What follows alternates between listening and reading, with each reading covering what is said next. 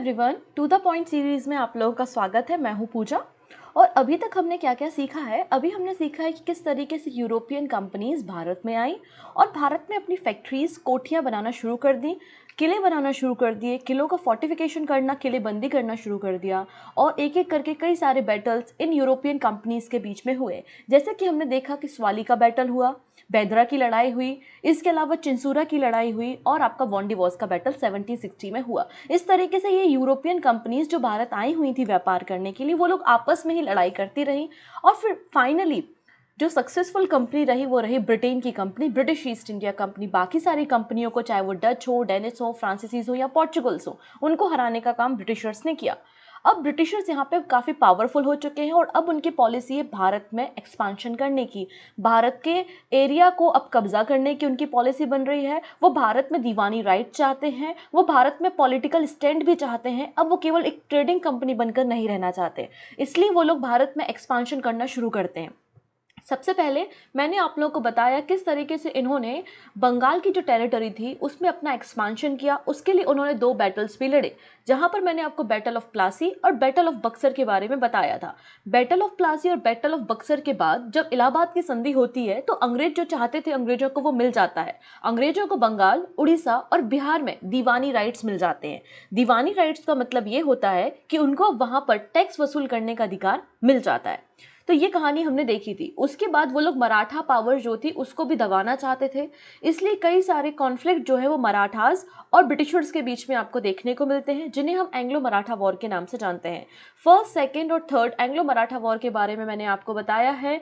मैंने आपको सूरत की संधि, पूना की संधि, सालबाई की संधि, ये सभी संधियों के बारे में भी डिस्कस किया है। ये सारे वीडियो हम ऑलरेडी डिस्कस कर चुके हैं, प्लेलिस्ट तैयार है, आप वहां पर जाके एक एक वीडियो को चेक कर सकते हैं, क्योंकि हमने जो भी डिस्कशन किया है वो टू द पॉइंट किया है और एग्जाम ओरिएंटेड डिस्कशन ही है। जो आने वाला एग्जाम आपका एसएससी एमटीएस का है या सीजीएल का है या कोई भी आपके वनडे एग्जाम है या फिर आपका पीएससी एग्जाम है जो ऑब्जेक्टिव टाइप का होता है, उन सब के लिए ये वीडियो आपको काफी लाभदायक होगा, काफी बेनिफिशियल होगा। साथ ही साथ मैंने प्रीवियस ईयर में आए हुए क्वेश्चंस के कई जगहों पे स्क्रीनशॉट लिए और कई जगहों पे मैंने उन क्वेश्चंस को यहाँ पे टाइप भी कर दिया, क्योंकि स्क्रीनशॉट में कई बार जो राइटिंग होती है वो ब्लर हो जाती है, वो इतना क्लियर या एक्यूरेट दिखाई नहीं देता और फॉन्ट साइज भी इंक्रीज नहीं होती। दैट्स वाई मैं टाइप करना ज़्यादा प्रेफर करती हूँ। ओके, सो आज हम उसी एक्सपांशन की पॉलिसी में बात करने वाले हैं मैसूर के बारे में। मैसूर मतलब हम हैदर अली और टीपू सुल्तान के ऊपर चर्चा करेंगे।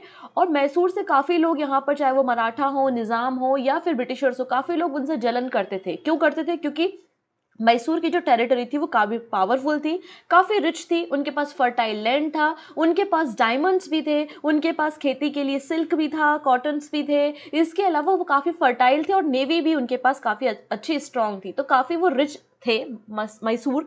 तो मैसूर की टेरिटरी पे कैसे अंग्रेजों ने कब्जा किया, तो आज हमारा जो डिस्कशन होने वाला है वो एंग्लो मैसूर वॉर पे होने वाला है। यहाँ पर हम एक एक करके चारों एंग्लो मैसूर वॉर के ऊपर डिस्कशन करेंगे। कौन कौन सी ट्रिटी साइन हुई है, किन किन के बीच में ये बैटल लड़ी गई है, कौन कौन उस समय जो है वो हमारे गवर्नर थे, वो सारा कुछ हम यहाँ पर सीखेंगे। फिर वीडियो के लास्ट में आपको प्रीवियस ईयर में आए हुए क्वेश्चंस देखने को मिलेंगे और एक क्वेश्चन ऑफ द डे भी मिलेगा, जिसका आंसर आप हमें कमेंट सेक्शन में देंगे। मैं आप लोग से अगेन रिक्वेस्ट करूंगी, कॉपी पेन लेकर बैठिए और जो इंपॉर्टेंट पॉइंट्स होंगे वो आप नोट डाउन करते जाइएगा, जिससे आपको रिवीजन करने में आसानी हो। अदरवाइज आप इसकी पीडीएफ भी ले सकते हैं। पीडीएफ जो है हमारी वेबसाइट पे अवेलेबल होगी, पीडीएफ को आप वेबसाइट से ले सकते हैं, ठीक है। और अगर सेशन पसंद आता है, बेनिफिशियल लगता है, तो अपने फ्रेंड्स के साथ शेयर करना नहीं भूलेंगे, क्योंकि आप लोग के शेयर करने से हमें बहुत इंकरेजमेंट मिलता है और इससे हमें एक सपोर्ट भी देखने को मिलता है। ओके, और पढ़ाने में भी मजा आता है। सो स्टार्ट करते हैं Anglo Mysore war.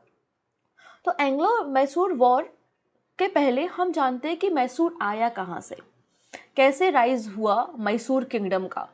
So rise of Mysore जो है वो 1565 में देखने को मिलता है, ठीक है। 1565 में हम मैसूर किंगडम के बारे में बात करते हैं, हम विजयनगर एम्पायर के बारे में बात करते हैं और फिर एक बैटल लड़ी जाती है, वो होती है बैटल ऑफ तालीकोटा।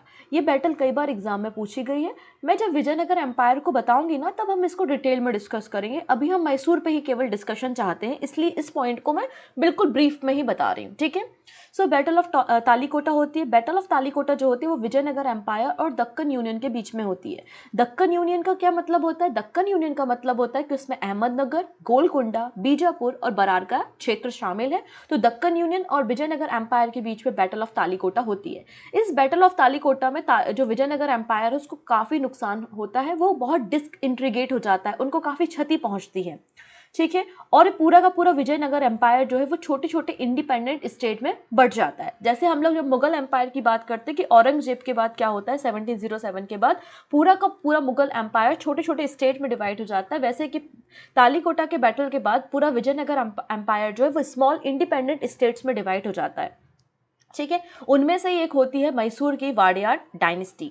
तो मैसूर के इस तरीके से वायनाड डायनेस्टी का उदय होता है, मतलब मैसूर किंगडम की शुरुआत यहाँ से आपको देखने को मिलेगी। और इसकी शुरुआत या इसकी स्थापना करने का क्रेडिट किसे जाता है, तो यहाँ पर आप देखेंगे यदुराय वाडियार। यदुराय वाडियार ने 1399 में बेसिकली वाडियार डायनेस्टी की शुरुआत की थी और उन्होंने फिर मैसूर पे कब्जा किया।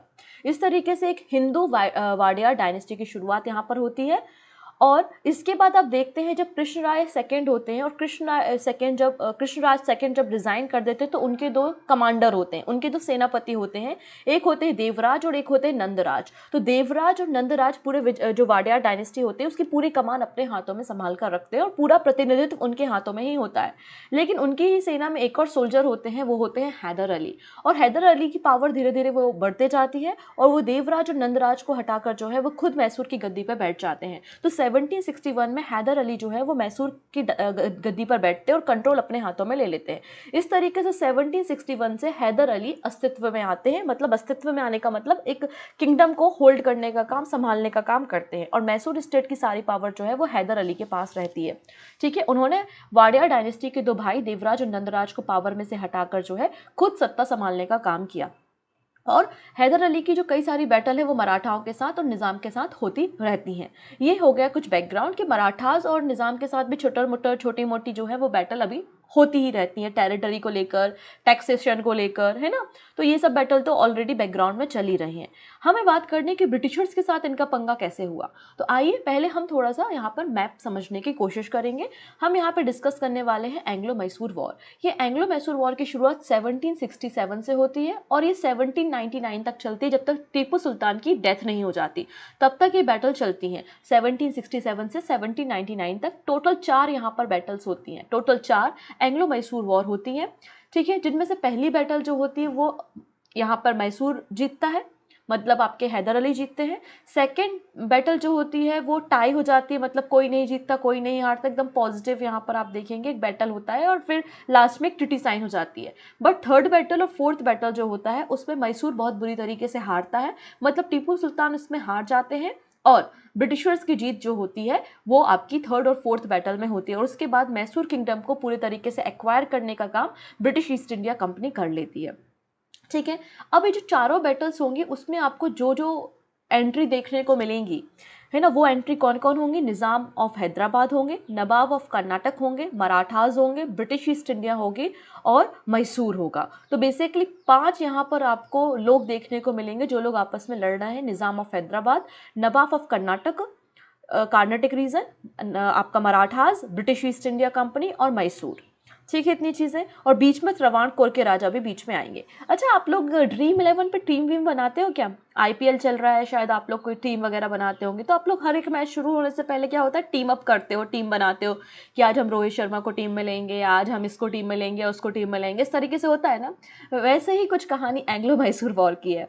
हर एक वॉर के पहले, हर एक लड़ाई के पहले यहाँ पे टीम बनती थी कि मराठा किसकी तरफ है, टीपू सुल्तान की तरफ है या ब्रिटिशर्स की तरफ है, निज़ाम किसकी तरफ है। मतलब हर एक आईपीएल जैसे कि टीम बनती है ना, वैसे ही हर एक एंग्लो मैसूर वॉर के पहले टीम होती थी। जो जिसको खरीद ले, जो जिसको जितना लालच दे दे, वो उसकी टीम में पार्टिसिपेट करेगा और उसकी तरफ से लड़ाई लड़ेगा। तो हर बार ये जो कंडीशन, ये जो आपको इक्वेशन दिखाई दे रही ना, हर बार हर बैटल के पहले ये इक्वेशन आपको चेंज होते हुए दिखाई देगी, ठीक है। बिल्कुल जस्ट लाइक अ आईपीएल, ओके है। तो आइए पहले हम पहली जो बैटल हुई थी उसके पहले की कुछ कंडीशंस को समझते हैं, बैकग्राउंड को समझते हैं, और उसके बाद हम इस टीम को भी समझेंगे कि ये टीम कैसे बनी और कैसे क्या हुआ, ओके है। इतनी चीज़ें, चलो सबसे पहले हम फर्स्ट एंग्लो मैसूर वॉर के बैकग्राउंड को समझते हैं। तो बैटल ऑफ बक्सर खत्म हो चुकी है 1764 में, और बैटल ऑफ बक्सर के बाद जब 1765 में इलाहाबाद की संधि हो रही है, इलाहाबाद की संधि करा रहा है रॉबर्ट क्लाइव। तो इलाहाबाद की जब संधि हो रही है तो वो लोग ने क्या किया है, ब्रिटिश ईस्ट इंडिया कंपनी ने जो कलकत्ता, उड़ीसा और बिहार के दीवानी राइट्स अपने नाम कर लिए हैं, ठीक है ना। इसके अलावा ये जो कार्नेटिक रीजन है, ये आपको मैंने सिखा के रखा है, ये पूरा आपका कार्नेटिक रीजन है, जहाँ पर आपको मद्रास देखने को मिलेगा, है ना, जहाँ पे आपको सेंट जॉर्ज जो है वो फोर्ट देखने को मिलेगा, सेंट डेविड जो है वो फोर्ट देखने को मिलेगा। तो ये पूरा आपका कार्नेटिक रीजन है। और मैंने आप लोगों को 3 कार्नेटिक वॉर के बारे में बताया है, जो कि ब्रिटिश ईस्ट इंडिया कंपनी और फ्रांसीसी कंपनी के बीच में हुई थी, जिसमें ब्रिटिश ईस्ट इंडिया कंपनी जीत जाती है और इस पूरी एरिया पे कब्जा किसका होता है, आपका ब्रिटिश ईस्ट इंडिया कंपनी का होता है। अब ये कार्नेटिक रीजन में जो नवाब होते हैं वो होते हैं बालाजहा। और बालाजहा जो है वो नवाब किसकी मदद से बने हैं, ब्रिटिश ईस्ट इंडिया कंपनी की मदद से बने हैं। तो ऑब्वियस सी बात है वो ब्रिटिशर्स का ही साथ देंगे। तो इन पूरी की पूरी बैटल में जो कार्नेटिक रीजन का नवाब होता है बालाजहा, वो पूरी तरीके से किसके फेवर में होता है, ब्रिटिशर्स के फेवर में होता है। चारों लड़ाइयों में ब्रिटिशर्स का ही साथ देगा। कार्नेटिक रीजन की जो आपको कैपिटल मैंने सिखाई थी, वो क्या सिखाई थी आपको, आरकोट इनकी कैपिटल होती है, ठीक है। अब यहाँ पर बंगाल जो है, इस पे कब्जा किसका है, ब्रिटिशर्स का। ये कार्नेटिक रीजन है, इस पे भी कब्जा किसका है, ब्रिटिशर्स का। अब रॉबर्ट क्लाइव क्या सोचता है, रॉबर्ट क्लाइव सोचता है कि अभी जो बंगाल का रीजन है और कार्नेटिक का रीजन है, इन दोनों के बीच में ट्रेडिंग बढ़ाने के लिए, कम्युनिकेशन बढ़ाने के लिए, ट्रांसपोर्टेशन के लिए हमको ये पूरा रास्ता चाहिए। ये पूरा ट्रांसपोर्टेशन के लिए और कम्युनिकेशन के लिए एक पाथ तैयार करना चाहता है रॉबर्ट क्लाइव। बट सारा कुछ तो ठीक है, बीच में नदन सरकार आता है। बीच में क्या आता है, नदन सरकार की टेरिटरी आती है। अब रॉबर्ट क्लाइव सोच रहा है कहीं से नदन सरकार की जो टेरिटरी है उसमें परमिशन हमको मिल जाए तो इससे हम पूरा एक रूट तैयार कर सकते हैं, हम एक रूट तैयार कर सकते हैं, बंगाल को हम कार्नेटिक रीजन से जोड़ सकते हैं, ठीक है। इतनी चीजें ओके। अब होता क्या है, ये बात यहाँ पर उठकर आती है। अब कहानी ये बचती है कि ये जो कार्नेटिक सरकार का रीजन है वो किसके हिस्से आता है। तो देखिएगा, ये जो कार्नेटिक सरकार का रीजन है वो हैदराबाद के निज़ाम के अंदर है। और हैदराबाद निज़ाम जो है वो मुगलों के अंदर काम करते हैं। जैसे कि मैंने बताया था ना कि जो मुगल थे 1707 के बाद, तो औरंगजेब की डेथ के बाद अलग अलग इंडिपेंडेंट स्टेट बन गए थे, जिनमें से एक हैदराबाद भी था। तो हैदराबाद के जो निज़ाम थे वो किसके अंडर काम करते थे, मुगलों के अंदर काम करते थे। और आपका जो बैटल ऑफ बक्सर हुआ था उसमें शाह आलम सेकंड के साथ ऑलरेडी रॉबर्ट क्लाइव की ट्रीटी हो चुकी है। और शाह आलम सेकंड है कौन है, मुगल रूलर है। तो रॉबर्ट क्लाइव कहता है शाह आलम सेकंड को कि तुम मुगल रूलर हो और निज़ाम तो तुम्हारे अंदर ही काम करते हैं, तो तुम निज़ाम को बोलो कि नदन सरकार का रीजन वो हमको दे दे, नदन सरकार का रीजन हमको वो दे दे। ऐसा रॉबर्ट क्लाइव ने शाह आलम को कहा। तो शाह आलम ने एक डिक्री या एक नोटिफिकेशन जारी किया कि आज से नदन सरकार का जो रीजन है वो ब्रिटिशर्स के पास में है। जो नदन सरकार का रीजन है वो किसके हाथ में आएगा, अब ब्रिटिशर्स के हाथ में आएगा। ऐसा एक decree Shah Alam second issue करते हैं। अब ये बात तो वही हो गई कि मेरे पास एक कार थी, ठीक है, मेरे पास एक कार थी और मेरी कार चोरी हो गई, और वो चोरी कर ली किसने, निज़ाम ने, ठीक है। और मैंने अपनी वो कार जो है वो रेंट पे दे दी है ब्रिटिशर्स को, ठीक है। मैंने अपनी कार जो है वो रेंट पे दे दी है ब्रिटिशर्स को, और वही कार मेरी चोरी हो चुकी है निज़ाम के ऊपर। मतलब अब ब्रिटिशर्स और निज़ाम आपस में निपट लें कि वो कार किसके पास रहेगी। बिल्कुल वही कंडीशन हुई कि नदन सरकार का जो रीज़न था वो शाह आलम द्वितीय के अंतर्गत आता था, मुगल टेरिटरी के अंदर आता था, लेकिन उस पर कब्जा किसका था, निज़ाम का। तो यहाँ पे एक डिक्री जारी की गई कि हम जो नदन सरकार का रीजन है वो ब्रिटिशर्स को देते हैं, अब ब्रिटिशर्स और निज़ाम निपट लें। तो जब रॉबर्ट क्लाइव निज़ाम के पास जाते और कहते कि नदन सरकार का रीजन हमको दे दो, तो यहाँ पे नदन सरकार का रीजन देने से निज़ाम मना कर देते हैं। तो रॉबर्ट क्लाइव जो है वो बैटल के लिए तैयार हो जाता है। वो तो लड़ने के लिए वैसे ही बड़ा ही तैयार टाइप का व्यक्ति रहता है ना, कि भाई हम तो लड़ लेंगे, हमें तो पता है कि हमारी टेरिटरी तो काफ़ी स्ट्रांग है और हम तो बचा ही लेंगे अपनी टेरिटरी को। लेकिन निज़ाम जानता है कि हमारी हालत थोड़ी सी तंगी है, हमारी अर्थव्यवस्था भी थोड़ी सी कमज़ोर है और हम ब्रिटिशर्स का सामना तो नहीं कर सकते। अगर हम लड़ाई लड़ेंगे तो बिल्कुल पक्की सी बात है हम हार जाएंगे, हमारी काफ़ी ज़्यादा नुकसान भी होगा, खर्चा भी होगा, और इसके अलावा नदन सरकार का रीज़न भी चला जाएगा। तो इसलिए निज़ाम कहता है कि ठीक है, हम आपको नदन सरकार के रीज़न से आपकी रोड बनाने की, आपकी जो रूट बनाने की परमिशन देते हैं, ठीक है, ऐसा बोलता है निज़ाम। उस समय हैदराबाद का कौन होता है वो भी आप देख लीजिए, आशफ जहाँ सेकेंड, ठीक है, आशफ जहाँ सेकेंड इस समय है निज़ाम ऑफ हैदराबाद, ठीक है। और रॉबर्ट क्लाइव को उसने परमिशन दे दिया कि ठीक है, आप नदन सरकार से आप टेरिटरी बना लीजिए, आप मतलब उससे रूट बना लीजिए, लेकिन बदले में कुछ पैसा दे दो, थोड़ा बहुत रेंट पे कर दो। तो कहता है ठीक है, 7 लाख रुपए ले लो, ठीक है, 7 लाख रुपए आप ले लो और नजर सरकार का रीजन हमारा, और हम यहाँ से अपना रूट बना लेंगे। तो इस तरीके से यहाँ पर निज़ाम ऑफ हैदराबाद और रॉबर्ट क्लाइव के बीच में एक समझौता यहाँ पर हो जाता है। तो एक तरीके से आप कह सकते हैं कि जो निज़ाम है और आपका ब्रिटिशर्स है वो एक अलाइंस में एक ग्रुप में शामिल हो चुके हैं। तो एक ग्रुप बन चुका है, निज़ाम है जिसमें, और एक ब्रिटिशर्स है। निज़ाम है और ब्रिटिशर्स हैं, एक ग्रुप में शामिल है। ठीक है, अगली बात देखते हैं मराठास के बारे में। तो मराठास जो हैं वो समय समय पे मैसूर पे अटैक करते रहते हैं। मराठास जो है वो समय समय पे अटैक करते रहते हैं और मराठास जो है वो मैसूर के खिलाफ है। तो मराठास भी इन्हीं अलाइंस में शामिल है। मराठा, निज़ाम और ब्रिटिशर्स की अलाइंस है।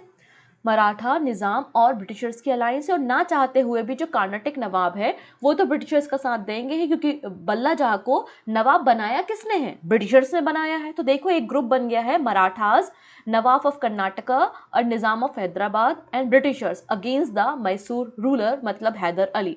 हैदर अली के अगेंस्ट इन्होंने टीम अप कर लिया है। अब हैदर अली जो हम हैं, तो हैदर अली भी काफ़ी स्ट्रॉन्ग व्यक्ति है, काफ़ी दूरदर्शी है, बहुत दूर का सोचता है। तो यहाँ पर हैदर अली जो है वो मराठाओं से बात करता है।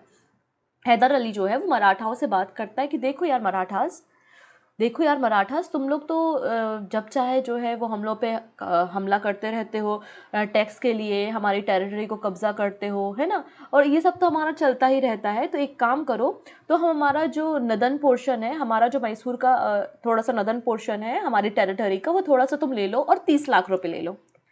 तुम 30 लाख रुपए ले लो मराठास और थोड़ा सा हमारी टेरिटरी ले लो, लेकिन ये लड़ाई झगड़ा बंद करो, ये वॉर अब बंद करो। ठीक है, हम तुमसे लड़ना नहीं चाहते, हमारे पास इतना समय नहीं है कि हम बार बार तुमसे लड़ाई करें। ऐसा हैदर अली जो है वो मराठास से बोलता है। ठीक है, हैदर अली ने ये बात मराठास से बोली, तो मराठास ने बोला ठीक है, तुम 30 लाख रुपए दे दो, थोड़ी सी टेरिटरी दे दो, हम लड़ाई नहीं करते और तुम्हारे ग्रुप में शामिल हो जाते हैं। तो यहाँ पर देखो ग्रुपिंग चेंज हो गई है। यहाँ पर जो है वो ग्रुपिंग थोड़ी सी चेंज हो गई है। अब मराठास जो है, ठीक है, क्योंकि मराठास को हैदर अली ने 30 लाख रुपए का ऑफर और नदन मैसूर कुछ रीजन मराठास को देने के लिए वो एग्री हो गया है, तैयार है, और मराठा को बोल रहा है कि तुम ब्रिटिशर्स का साथ मत दो, हम कोई लड़ाई वड़ाई नहीं करते हैं, अपन सब सेटल कर लेते। तो बिल्कुल मराठास ने बोला ओके। तो अब मराठास और हैदर अली साथ में है। और दूसरी तरफ कौन है? तो दूसरी तरफ आपको अभी कर्नाटक के नवाब देखने को मिल रहा है, निज़ाम ऑफ हैदराबाद देखने को मिल रहा है और ब्रिटिश ईस्ट इंडिया कंपनी मिल रही है। ये दो ग्रुप आपको देखने को मिल रहा है। अब हैदर अली जो है स्मार्ट है वो व्यक्ति, तो भाई हैदर अली अब निज़ाम के पास जाता है, हैदराबाद के निज़ाम, और हैदराबाद के निज़ाम से बोलता है कि यार तुम आरकोट को चाहते हो ना, तुम यहाँ पे तुम्हारी तो दुश्मनी चल रही है ऑलरेडी जो आपके कर्नाटक का नवाब है, क्योंकि आप लोग को जब पता होगा जब सेकंड नंबर का आपका यहाँ पे कर्नाटक वॉर होता है, तो सेकंड नंबर के कर्नाटक वॉर का रीज़न ही क्या होता है? सेकंड नंबर के कर्नाटक वॉर का रीज़न होता है कि हैदराबाद का निज़ाम कौन बनेगा और कर्नाटक का नवाब कौन बनेगा। ये बात मैंने आपको पहले ही बताई थी। तो इन लोगों की दुश्मनी पहले से ही है, इन लोगों की दुश्मनी तो पहले से ही है हैदराबाद के निज़ाम और कर्नाटक के नवाब की। तो यहाँ पे निज़ाम को ऑफर दिया गया। निज़ाम को ऑफर किसने दिया? हैदर अली ने दिया कि हम तुम्हारा सहयोग करेंगे, हम तुम्हारी हेल्प करेंगे, और आरकोट का जो टेरिटरी है, जो कर्नाटक का रीजन है, कर्नाटक के नवाब को हराकर वो रीजन, वो टेरिटरी तुमको ला के देंगे। तो निज़ाम खुश, ओके ओके, बिल्कुल, वेरी गुड, हमको तो वो टेरिटरी चाहिए ही है, तो हम यहाँ से अब इनका ब्रिटिशर्स का साथ नहीं देंगे, हम तो तुम्हारा साथ देंगे। तो निज़ाम ऑफ हैदराबाद अब इसने कहा कि हम तुम्हारा साथ देंगे। तो देखो अलायंस में थोड़ा सा चेंजेस हुआ है। अब अलायंस कौन बन गई है? हैदर अली, ठीक है, मैसूर वाले, निज़ाम ऑफ हैदराबाद और मराठास, इन लोगों ने हाथ मिला लिया है अगेंस्ट द ब्रिटिशर्स। अब यहाँ पे लड़ाई शुरू हो रही है, और जब लड़ाई शुरू हो रही है तो इन लोगों की जो कंबाइंड आर्मी है, ये लोग मद्रास तक पहुंच जाती है और मद्रास को कैप्चर कर लेती है। इन लोगों की जो कंबाइंड आर्मी है वो मद्रास तक पहुंच जाती है, बहुत क्लोज पहुंच जाती है और मद्रास को कैप्चर करने वाली ही होती है। और ब्रिटिशर्स डर जाते हैं कि यार मद्रास की टेरिटरी तो गई, मद्रास तो हाथों से गया। तो यहाँ पर हैदर अली को बुलाते हैं कि देखो हम लोग ट्रीटी कर लेते हैं, पीस एग्रीमेंट कर लेते हैं, हम लोगों को कोई लड़ाई झगड़ा नहीं चाहिए। तो यहाँ पे जो फर्स्ट एंग्लो मैसूर वॉर है वो उसका एंड होता है with the treaty of Madras. बात समझ में आई?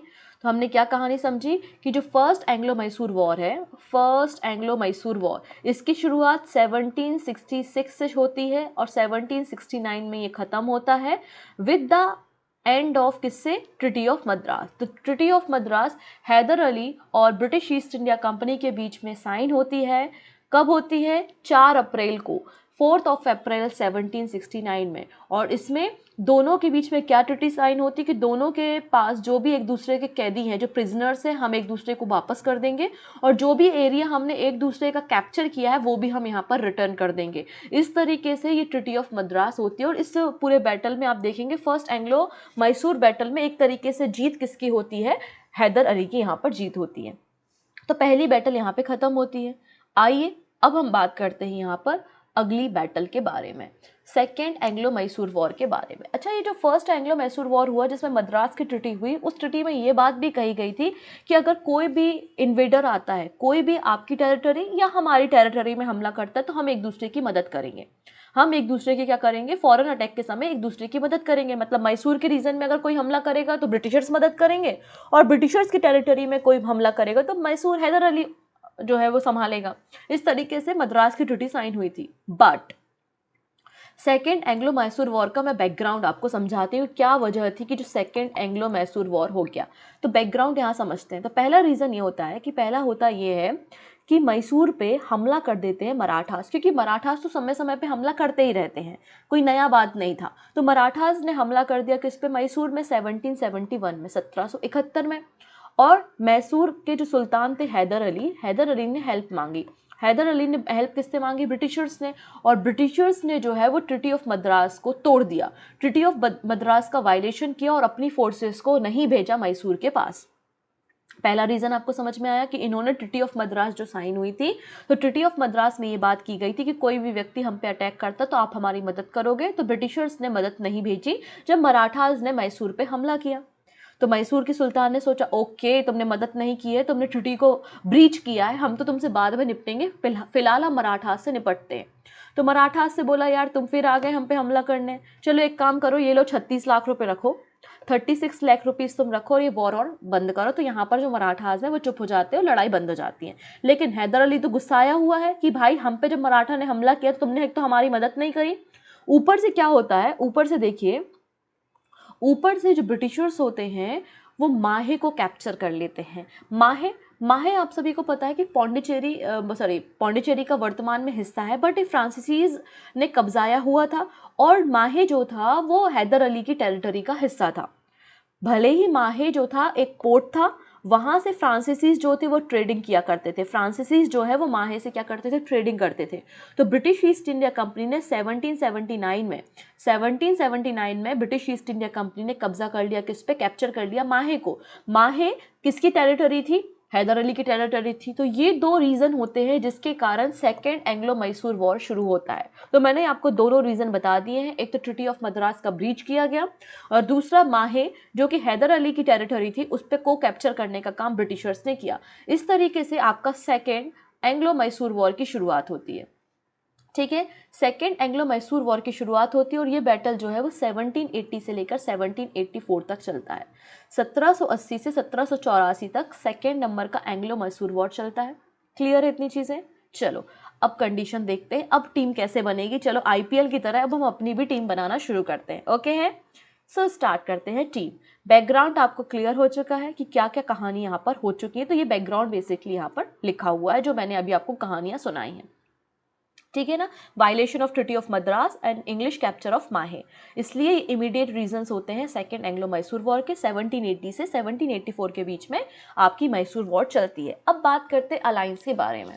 तो अलायंस में क्या होता है, हैदर अली जो है वो अलायंस बनाते हैं मराठास के साथ। देखो मराठा ने हमला किया था और इन्होंने 36 लाख रुपए मराठा को दिए थे, ठीक है ना। तो यहाँ पे मराठा के साथ हैदर अली अलायंस बनाते हैं। और निज़ाम को तो लालच दे के रखा ही हुआ है कि भाई तुम हमारे साथ लड़ो और हम बदले में जो आरकोट की टेरिटरी है वो तुमको दिलाएंगे, है ना। ये बात यहाँ पे ऑलरेडी डिसाइड करके रखी हुई है।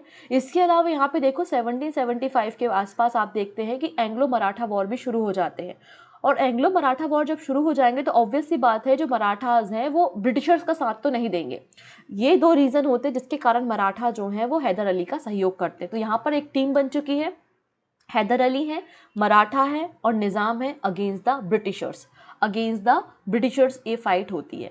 अब इन तीनों की जो कंबाइन आर्मी होती है ना वो अटैक कर देती है कार्नेटिक रीजन पे, क्योंकि ये लोग कैप्चर करना चाहते हैं कार्नेटिक रीजन की कैपिटल आरकोट को, ठीक है।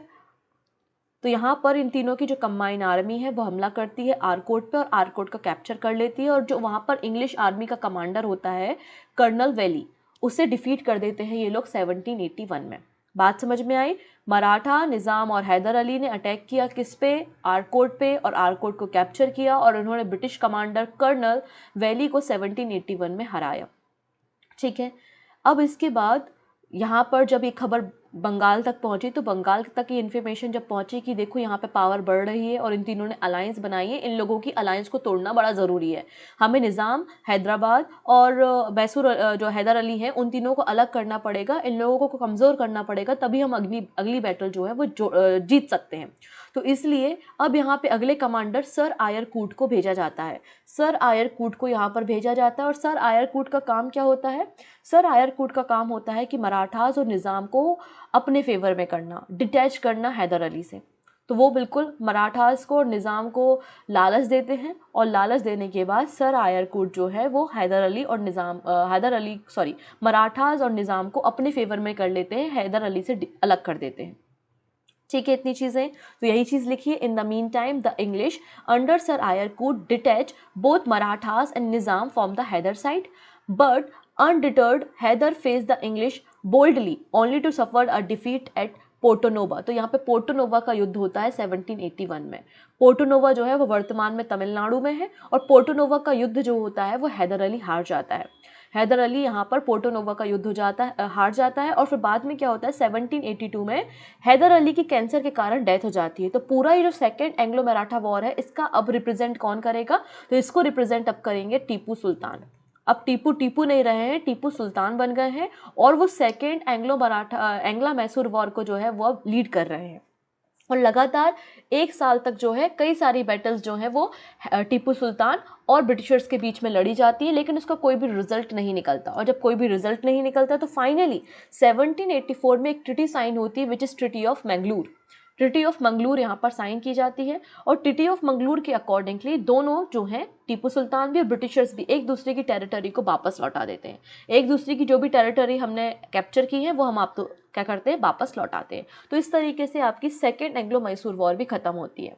तो समझ आया? फर्स्ट एंग्लो मैसूर वॉर जो थी वो कैसे ख़त्म हुई थी? तो फर्स्ट एंग्लो मैसूर वॉर जो है वो ट्रिटी ऑफ मद्रास से ख़त्म हुई थी, और जब ट्रिटी ऑफ मद्रास को ही ब्रीच कर दिया गया तो सेकेंड एंग्लो मैसूर वॉर शुरू हुई, और सेकेंड एंग्लो मैसूर वॉर जो है वो ट्रिटी ऑफ मंगलूर से ख़त्म हुई। तो ट्रिटी ऑफ मंगलूर से ख़त्म हुई 1784 में। ठीक है, आइए अब बात करते हैं कि थर्ड एंग्लो मैसूर वॉर का क्या रीज़न था। ओके, सो अब अगला कहानी समझने से पहले थोड़ा सा कहानी आप यहाँ पर देखिए, थोड़ा सा आपको मैप में जाना पड़ेगा। मैं यहाँ पे एक गंदा सा मैप बनाने की कोशिश करती हूँ, क्योंकि मेरी ड्राइंग भगवान भरोसे है बिल्कुल। ठीक है, ये हमारा साउथ इंडिया या फिर पेनिनसुला इंडिया का हिस्सा है। ठीक है, इसमें ये पूरी टेरिटरी जो है वो मैसूर की है। ये पूरी टेरिटरी मैंने बना दी है, मैसूर की है। इसमें से ये जो है छोटा सा, ये कोचीन है, और कोचीन पे भी कब्जा किसका है? मैसूर का है, मतलब मैसूर की टेरिटरी कोचीन भी है। ठीक है, अब ये जो नीचे का रीजन है, ये वाला, ये जो रीजन है ये मैंने शेड कर दिया। ये जो रीजन है ये त्रावणकोर का रीजन है। कौन सा रीजन है? ये त्रावणकोर का रीजन ये आपका आता है। ठीक है, तो मैसूर के जो हैदर अली है, सॉरी टीपू सुल्तान है, हैदर अली तो 1782 में मारे गए हैं, मतलब कैंसर के कारण मर गए हैं। ठीक है, तो अब टीपू सुल्तान जो है वो अगले सुल्तान है आपके मैसूर किंगडम के।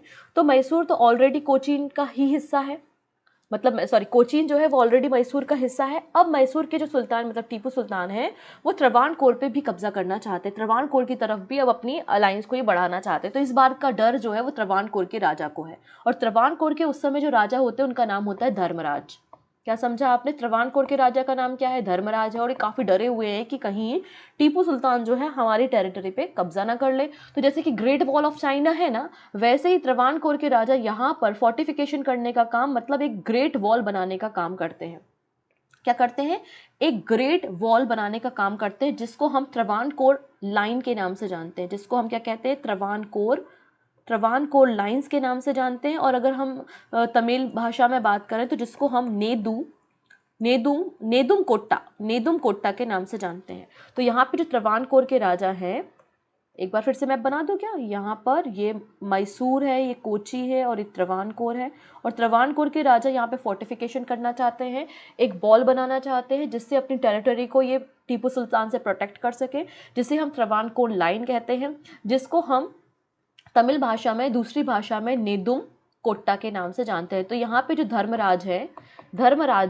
धर्मराज वो नेदुम कोट्टा बनाना चाहते हैं। अब जब नेदुम कोट्टा यहाँ फोर्टिफिकेशन करना चाहते हैं तो यहाँ पर कोचीन के पास 2 फोर्ट आते हैं, 2 किले आते हैं, ठीक है, जिसके कारण अब वो सोचते हैं कि अगर ये दोनों किले मैं खरीद लेता हूँ तो मेरा जो किलाबंदी है, जो मेरा फोर्टिफिकेशन है, वो बहुत स्ट्रांग हो जाएगा और मैं एक बहुत स्ट्रांग वॉल या त्रवाणकोर लाइन या नेदुम कोट्टा को क्रिएट कर सकता हूँ और अपनी टेरिटरी को टीपू सुल्तान से बचा सकता हूँ। तो वो पता करता है कि यार ये फोर्ट कौन कौन से हैं और किसके अंडर आते हैं। तो उसको पता चलता है कि ये दोनों जो फोर्ट है, दोनों फोर्ट का नाम है, एक तो है कन्नूर फोर्ट, एक फोर्ट का नाम क्या है? कन्नूर फोर्ट। एक फोर्ट का नाम है कन्नूर फोर्ट और दूसरे फोर्ट का नाम है जालकोट्टल फोर्ट।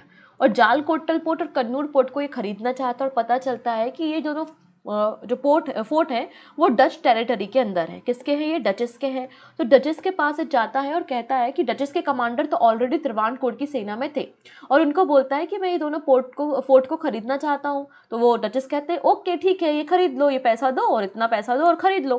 तो ये खरीद लेते हैं और यहाँ पे फोर्टिफिकेशन करना शुरू करते हैं। और जब फोर्टिफिकेशन कर रहे होते हैं ना, जब किलाबंदी कर रहे हैं तो गलती से क्या होता है, कुछ टेरिटरी, अब ऐसा तो है नहीं, किला है और किले से जब बाउंड्री आप बना रहे हो इस तरीके से, तो कुछ टेरिटरी कोचीन की भी आ रही है और कोचीन जो है वो टीपू सुल्तान का है। तो यहाँ पे टीपू सुल्तान कहते हैं कि त्रवाणकोर के राजा ने गलत तरीके से मेरी टेरिटरी में घुसने की कोशिश की है, मेरी टेरिटरी में घुसने की कोशिश की है और हमारी जो सॉवरेन राइट है उसको वायलेट करने का काम किया है त्रवाणकोर ने। और त्रवाणकोर पे ये हमला करने की पॉलिसी बना लेते हैं कौन? टीपू सुल्तान। ठीक है, इतनी चीजें ठीक है। और अब त्रवाणकोर के जो राजा हैं वो डिसाइड करते हैं कि मैं ब्रिटिशर्स से मदद ले लूं। तो ब्रिटिशर्स और त्रवाणकोर के राजा एक ग्रुप में हो गए हैं। तो अब यहाँ पर आईपीएल की टीम वापस से बन रही है। तो त्रवाणकोर के राजा और ब्रिटिशर्स एक ग्रुप में है और दूसरी तरफ है टीपू सुल्तान। और यहाँ से शुरू होती है third Anglo Mysore war. Clear हो गया थर्ड एंग्लो मैसूर वॉर की शुरुआत कैसे हुई? ठीक है, अब देखिएगा, निज़ाम और मराठा तो ऑलरेडी जल रहे हैं, एकदम जल भुन के राख हो रहे हैं कि यार ये टीपू सुल्तान तो बहुत अच्छा काम कर रहा है, इसकी तो जो मतलब टेरिटरी है वो लगातार ग्रोथ कर रही है, काफ़ी रिच हैं ये लोग। तो यहाँ पर देखिएगा, अब ये जो त्रवाणकोर के राजा हैं, ब्रिटिश ईस्ट इंडिया कंपनी है, हैदराबाद के निज़ाम है और मराठास है, ये सभी लोग एक आईपीएल की टीम बना लेते हैं अगेंस्ट द टीपू सुल्तान। और यहाँ पर तीसरे नंबर के एंग्लो मराठा वॉर की शुरुआत होती है। ठीक है, 1790 में Tipu Sultan defeated the British army under general Medows. तो यहाँ पे जनरल मिडॉस जो कि ब्रिटिश आर्मी को लीड कर रहा होता है, तो टीपू सुल्तान उसको 1790 में हरा देता है। तो यहाँ पर अब भेजा जाता है लॉर्ड कॉर्नवालिस को। तो लॉर्ड कॉर्नवालिस एक पॉलिसी बनाता है और लॉर्ड कॉर्नवालिस सोचता है कि हम वेल्लोर से होते हुए बेंगलुरु पे कब्जा करेंगे। ठीक है ना, हम पहले आम्बूर में जाएंगे, आम्बूर से हम बेल्लोर में एंट्री लेंगे और बेल्लूर से हम सीधे बेंगलुरु पे कब्जा करेंगे। इस तरीके से एक पॉलिसी लॉर्ड कॉर्नवालिस बनाता है 1791 में। और फिर धीरे से हम जो मैसूर की कैपिटल है श्रीरंगपट्टनम, उसको भी चारों तरफ से घेर लेंगे। इस तरीके से पूरी पॉलिसी थी। मतलब आम्बूर में जाएंगे, आम्बूर को कब्जा किया, फिर वेल्लोर में कब्जा करेंगे, फिर बेंगलोर को कैप्चर करेंगे और बेंगलोर को कैप्चर करने के बाद जो श्रीरंगपट्टनम में जो कि टेरिटरी है उसको हम धीरे से क्या करेंगे, पूरी तरीके से घेर लेंगे। मतलब टीपू सुल्तान को घेरने का प्लान जो है वो लॉर्ड कॉर्नवालिस ने बना लिया। ओके, बढ़िया, अच्छा किया। और बिल्कुल ऐसा ही किया, आम्बूर पे गए, बेल्लोर पे गए और बेंगलुरु को भी कैप्चर कर लिया 1791 में। ठीक है ना, और घेरने का काम कर लिया श्रीरंगपट्टनम को। और इसमें जो है वो टीपू सुल्तान की हार हुई। इसमें टीपू सुल्तान की क्या हार हुई, क्योंकि जो अपोजिशन था उसमें त्रवाणकोर भी है, निज़ाम भी है, मराठास भी है और ब्रिटिशर्स की बहुत बड़ी आर्मी भी है। तो टीपू सुल्तान की हार होती है यहाँ पर third battle of Anglo Maratha battle में। थर्ड एंग्लो मराठा बैटल में क्या होता है, मैसूर के जो सुल्तान है टीपू सुल्तान, उनकी हार होती है। इसलिए टीपू सुल्तान को एक ट्रिटी साइन करनी होती है, very important treaty of Srirangapatna. Treaty of Srirangapatna यहाँ पे साइन होती है 1792 में, याद रखेंगे, वेरी इंपॉर्टेंट है। 1792 में ट्रिटी ऑफ श्रीरंगपट्टनम साइन होती है। अब इस ट्रिटी में देखो क्या क्या होता है, बड़ा ही मज़ेदार यहाँ पे सीन देखने को मिलेगा। जैसे कि कॉफ़ी टेबल होते हैं ना, बीच में हमने यहाँ पे टेबल है और कॉफ़ी टेबल है, और चारों तरफ हमने बिठाल दिया है अलग अलग लोगों को। एक तरफ है मराठास, एक तरफ है यहाँ पे ब्रिटिशर्स, और एक तरफ है ये निज़ाम। ठीक है, बिठाल दिया और बीच में रख दिया है मैसूर, जिसको जो लेना है समझ लो। तो ये जो टेरिटरी दिख रही है ये वाली, ये मराठा ले लेते हैं। ये टेरिटरी किसने ले ली है? मराठास ने ले ली है। ठीक है, ओके, इतनी चीज़ें।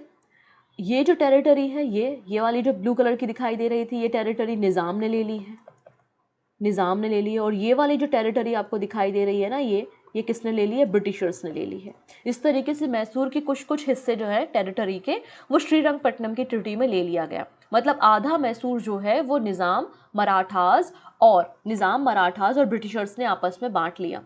ठीक है, 1792 ट्रीटी ऑफ श्रीरंगपट्टनम। कौन कौन से रीजन अगर लिए हैं वो भी देख लेते हैं। तो बारामहल, डिंडीगुल और Malabar. Baramahal, Dindigul, Malabar band to the Britishers. ये जो टेरिटरी है बारामहल, डिंडीगुल और मालाबार का जो रीजन है वो ब्रिटिशर्स के पास गया। मराठास, तो मराठास तुंगभद्रा और उसकी जो ट्रिब्यूटरी के आसपास, तुंगभद्रा नदी और उसकी जो सहायक नदियों के आसपास की टेरिटरी है वो मराठास ने ले ली। ठीक है, इसके अलावा कृष्णा नदी और पेन्यार रिवर के बीच का जो रीजन था ये यहाँ पर किसने ले लिया? निज़ाम ने ले लिया। ठीक है, इतना हुआ श्रीरंगपट्टनम की ट्रीटी ने। उसके बाद ब्रिटिशर्स ने बोला तुमने हमसे लड़ाई करी, हमसे फाइट करी, हमको इस फाइट में, इस लड़ाई में काफ़ी नुकसान हुआ है, तो इस वॉर का आपको कंपनसेशन तो देना पड़ेगा।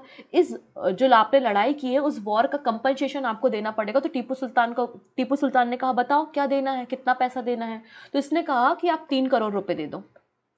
ब्रिटिशर्स ने कितने रुपए मांगे टीपू सुल्तान से? 3 करोड़ रुपए। और 3 करोड़ रुपए उस समय टीपू सुल्तान के पास नहीं थे। तो टीपू सुल्तान ने कहा कि सुनो, आप ये 1.5 करोड़ मतलब 1.5 करोड़ रुपए रख लो, मैं 1.5 करोड़ रुपए आपको कुछ समय में दे दूंगा।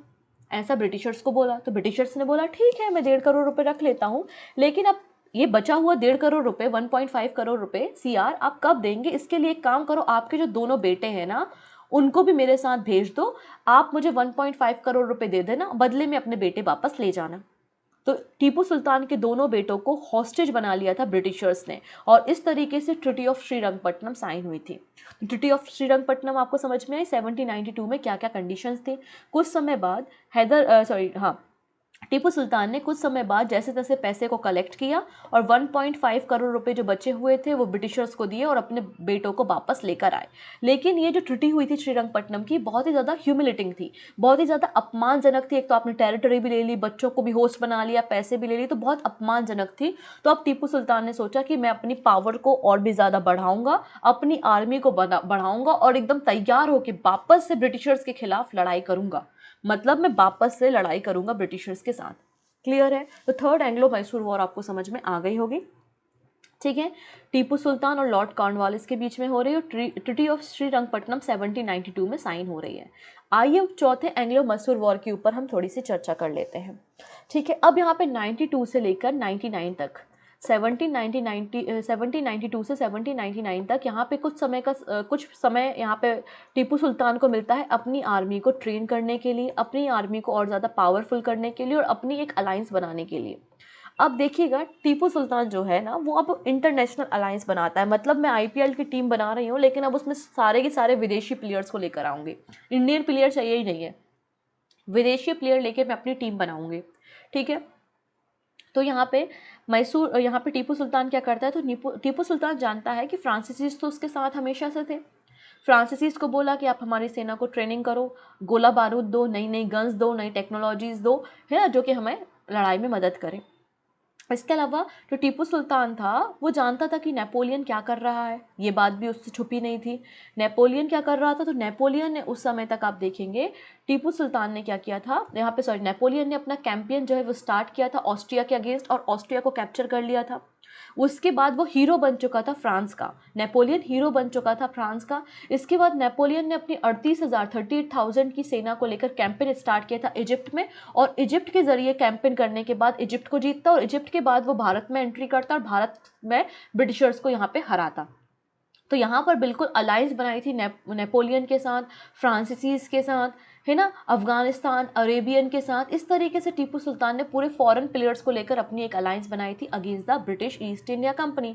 अब देखो नेपोलियन जो है वो अब धीरे धीरे आ रहा है ना, एकदम से तो आ नहीं जाएगा कि सीधे हमको भारत ही एंट्री लेना है। उसका कैंपेन इजिप्ट में चल रहा है, इजिप्ट को हराएगा और उसके बाद फिर भारत में एंट्री लेगा, ठीक है। और इन सारे कारनामों की जो भनक थी वो किसको लग रही थी? लॉर्ड वेलेजली को लग रही थी। मतलब ब्रिटिशर्स को इस बात की भनक थी कि टीपू सुल्तान कोई ना कोई अलायंस तो फ्रांसीसीज के साथ बना ही रहा है।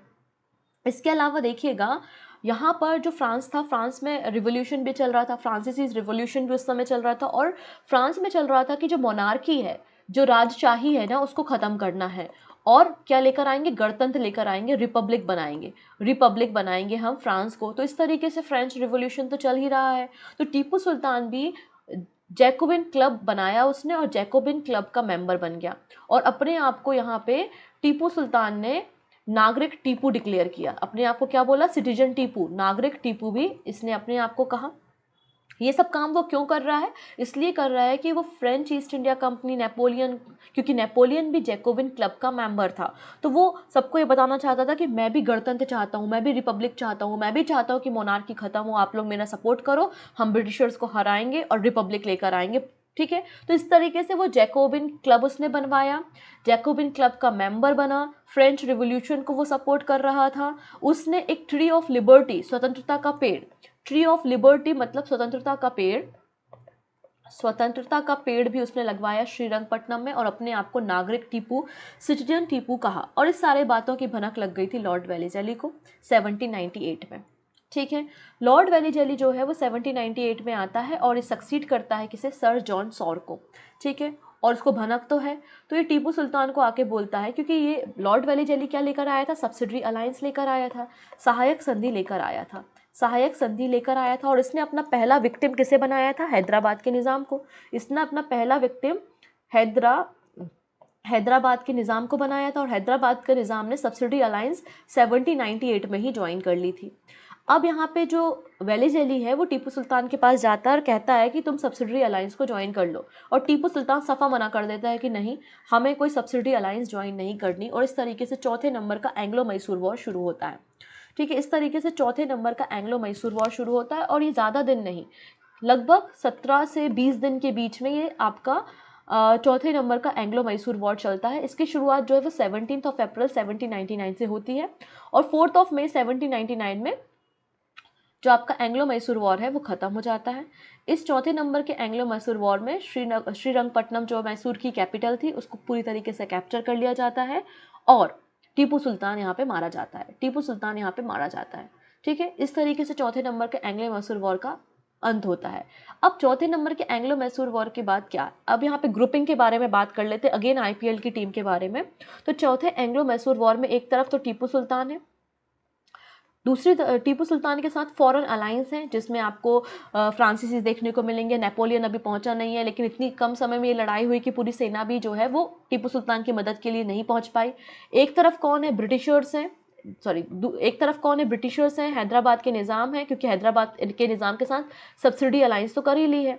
और एक तरफ है आपके मराठास, ठीक है। तो ब्रिटिशर्स, निज़ाम, मराठा एक तरफ है और दूसरी तरफ टीपू सुल्तान है। इन लोगों की कंबाइन आर्मी ने क्या करा?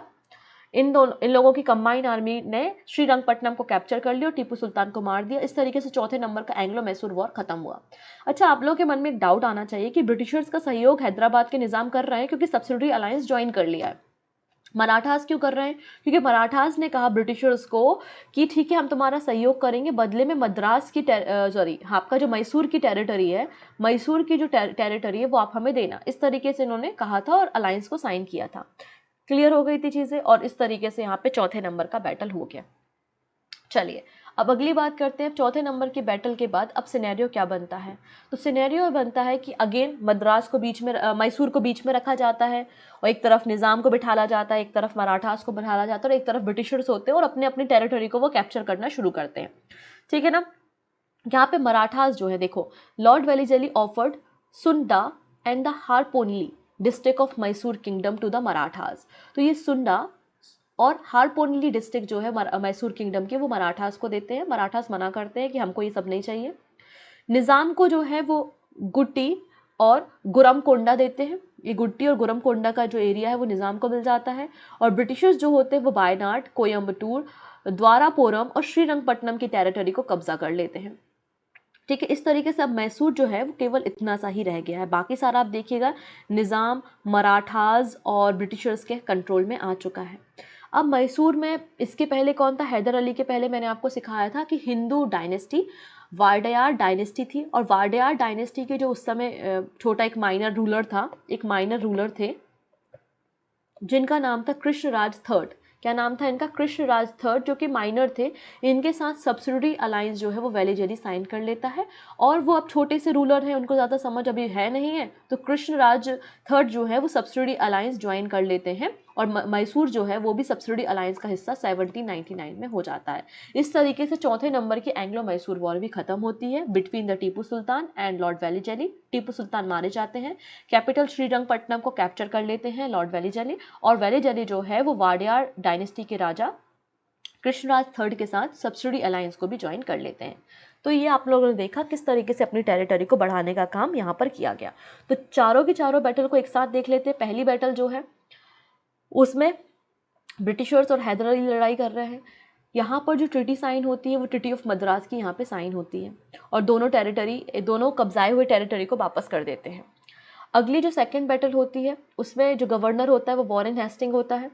हैदर अली और टीपू सुल्तान दोनों लड़ाई करते हैं यहाँ पे। ठीक है, टीपू सुल्तान यहाँ पे मतलब हैदर अली की जो डेथ हो जाती है 1782 में, तो ट्रिटी ऑफ मंगलूर जो साइन होती है वो टीपू सुल्तान और वॉरेन हेस्टिंग के बीच में साइन होती है। मतलब बेसिकली सर आयरकूट और टीपू सुल्तान के बीच में साइन होती है। अगली थर्ड बैटल देखते हैं, तो टीपू सुल्तान है और कॉर्नवालिस है, थर्ड बैटल हो रही है। और थर्ड बैटल में ट्रिटी ऑफ श्रीरंगपट्टनम साइन होती है। और चौथी बैटल जो होती है उसमें वेलीजेली होते हैं और टीपू सुल्तान की डेथ हो जाती है इसमें। और उसके बाद मैसूर श्रीरंगपट्टनम पे जो है वो वेलीजेली का कब्जा हो जाता है और सब्सिडी अलायंस का हिस्सा मैसूर हो जाता है। तो इस तरीके से आपको ये संधियाँ याद रखनी है, किसके बीच में बैटल हो रही, कौन गवर्नर है, बस इतनी ही बातें आपको याद रखनी है। आइए अब क्वेश्चन देख लेते हैं कैसे क्वेश्चन एग्जाम में बने हुए हैं। पहला क्वेश्चन है, हैदर अली मैसूर की गद्दी पर कब बैठा? When did Haider Ali sit on the throne of Mysore? तो आंसर हो जाएगा 1761 में। ठीक है, option B is the right answer. Who was the British governor general during third Anglo Mysore war? Third Anglo Mysore war के समय कौन होता है गवर्नर? तो कॉर्नवालिस होता है। कॉर्नवालिस होता है, मतलब ऑप्शन ए सही हो जाएगा। और ट्रिटी ऑफ श्रीरंगपट्टनम यहाँ पर साइन होती है। ठीक है, option A is the right answer. यहाँ पर बी कर लेना ना, ये गलत प्रिंट हो गया होगा, गलत मैंने लिख लिया होगा, बी कर लेना। ठीक है, 1761 में। ओके, नेक्स्ट बात कर ले। During the ruler of Tipu Sultan what was the capital of Mysore? Mysore की कैपिटल क्या थी? तो Srirangapatna is the right answer. Srirangapatna यहाँ पे कैपिटल थी। नेक्स्ट है, who among the following was inspired by the ideal of French revolution? French revolution से कौन इंस्पायर था? तो आंसर हो जाएगा टीपू सुल्तान ही तो इंस्पायर था। Option A is the right answer. Which of the following Anglo-Mysore War came to end by the Treaty of Srirangapatna? Srirangapatna की treaty के साथ कौन सा बैटल यहाँ पर खत्म हुआ? तो आंसर हो जाएगा थर्ड बैटल। ठीक है ना, फर्स्ट बैटल में तो आपका ट्रिटी ऑफ मद्रास हुआ था, सेकेंड बैटल में ट्रिटी ऑफ मंगलुरु हुआ था, थर्ड बैटल जो था उसमें ट्रिटी ऑफ श्रीरंगपट्टनम हुआ था और चौथा बैटल में तो टीपू सुल्तान की डेथ हो गई थी। तो कोई भी ट्रिटी यहाँ पर साइन नहीं की गई थी। ऑप्शन सी बिल्कुल करेक्ट हो जाएगा। नेक्स्ट है, who was the British governor general during the fourth Anglo Mysore war? चौथे नंबर का जब एंग्लो मैसूर वॉर हो रहा है तो उस समय गवर्नर कौन है? तो आंसर हो जाएगा वेलीजेली। और वेलीजेली ने ही मैसूर के साथ जो है वो सब्सिडी अलायंस या सहायक संधि को ज्वाइन किया था। ठीक है ना, ऑप्शन डी बिल्कुल करेक्ट हो जाएगा। ठीक है, this is the question of the day कि टीपू सुल्तान की टॉम मतलब समाधि कहाँ पर लोकेटेड है, कहाँ पर है? कोयम्बतूर में है, श्रीरंगपट्टनम में है, वायनाड में है या धर्मपुरम में है? तो जो भी आंसर होगा वो आप हमें कमेंट सेक्शन में बताएंगे। ठीक है, जो भी आंसर होगा वो आप हमें कमेंट में दीजिएगा। सही आंसर भी मैं आपको वहीं पे प्रोवाइड कर दूंगी। अगर आंसर नहीं पता है तो आप गूगल कर लीजिए, गूगल में तो आपको सारी जानकारी मिल जाएगी। ओके है, सो मिलते हैं नेक्स्ट वीडियो में। ऐसे ही हम टू द पॉइंट दूसरे टॉपिक पर डिस्कशन करेंगे। तब तक अपना ध्यान रखेंगे। Take care and bye bye.